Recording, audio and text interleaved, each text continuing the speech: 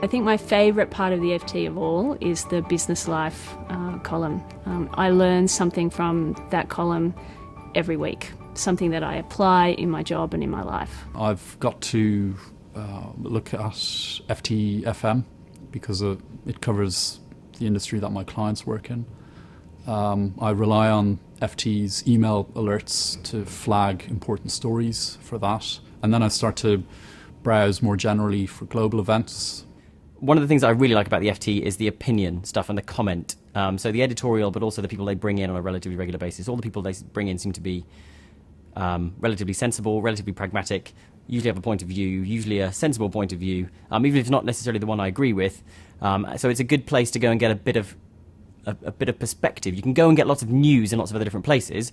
The FT brings a degree of perspective and a degree of pragmatic sensibility to what it is that's going on in the world. Brilliant infographics. I was horrified to find they have a Pinterest account. It has about 130 pins on it. What a waste. Your infographics are awesome. I'd love to be able to share them. I'd love to be able to keep them really for my own use. And so anything that's got big infographics on, beautifully clear maps, I really like that. First thing I look at is the Alphaville, get a summary of the day, what's happened overnight in the Asian markets. I don't need a specific view of that, but I just need to get a feel for what's happening.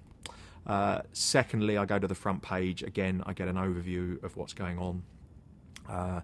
Thirdly, I almost certainly go to the technology section, pick up all the information there because that's much more relevant to what I do.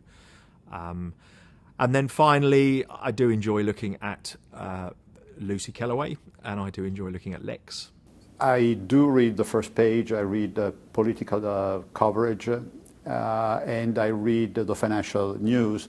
I don't read everything about every company they cover, so if there is a particular sector, a particular company that I'm interested in, I read the article. So my favourite content area, I think, really depends on the mood that I'm in, and during the week it's often want to get a quick sense of what's going on in the world, so I'll often read the world section, particularly focusing on the company section because I like to stay on top of what's happening in the business world. And I'll often also flick to the, I think it's called the business life section, where they often have different interesting articles that make me stop and think and just give me a different perspective on what's going on in the world, often related to something that I'm thinking about actually. The content that I tend to go to, first of all, is normally pages 2 and 3. After a quick scan of the front page, because that's where the British news is. Then I'll go to the back to look at Lex. The Lex column is always interesting. There's always fantastic insights into markets and businesses there. Then I'll go to the column where the FT comment is, because that tells you an awful lot about what's behind the story, the real in-depth, that this is what you really need to know about it. The book section is pretty good because it gives you that very nice sense of actually having read something and learned something without the effort of having actually read the damn book.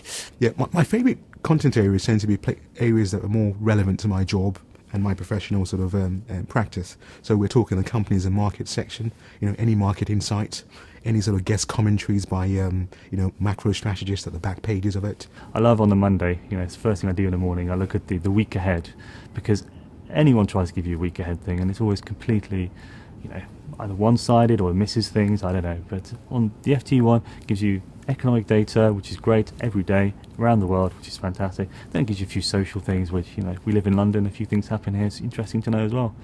I'd say it's companies and markets I generally take a quick look at first, and then we'll read through the main section of the newspaper. I always, if she's got an article, read Lucy Kellaway's article. Brings a smile to my face. I like the Alphaville side of things because it brings you all, let's say, the best of the day from the FT plus other sources as well. I think that's a great area. The guys put together, they have a certain amount of wit, and I enjoy the rather wry commentary that comes with Alphaville. So that's a bonus, getting your information with a bit of tongue-in-cheek.